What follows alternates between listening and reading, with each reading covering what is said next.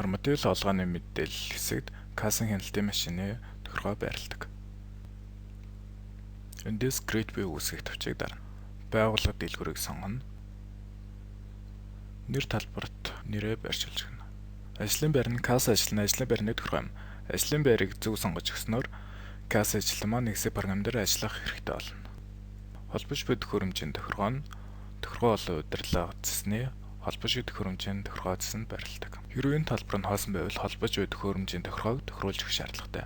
Энэ талаар холбож буй төхөөрөмжийн тохиргоо бичлэгнээс үзэх боломжтой. Шаардлагатай тохиолдолд серийн дугаар болон регистрийн дугаарыг бүглэж өгөх боломжтой. KHM чекийн шаблон хэвлэхэд ашиглагдах кассын хяналтын машины чекийн шаблон. Эндээс чек KHM-ийг сонгож өгье. Тууц өргөнийг өөрийн хэрэгцээнд тохируулан сонгож өгнө. Энэ талбарт бос IP руу мэдээлэл илгээхэд ашигладаг талбар юм. Үүний учир үнэн зөв бүглэж өгөх шаардлагатай. Зарим дэлгүүрийн хувьд чекийг 2 хувилбар гаргаад нэгийг нь худалдаа авахчид үлдсэн нэгийг нь хадгалдаг. Энэ тохиолдолд чекийн хувилбарыг хэвлэгчдийг сонгож өгөх нь зүйтэй. Үүний дараагаар хэдийн ширхэг хувилбар авахаа сонгоно. Save and Close товчийг дарснаар шинэ кассын хяналтын машины тохиргоо үүслэе.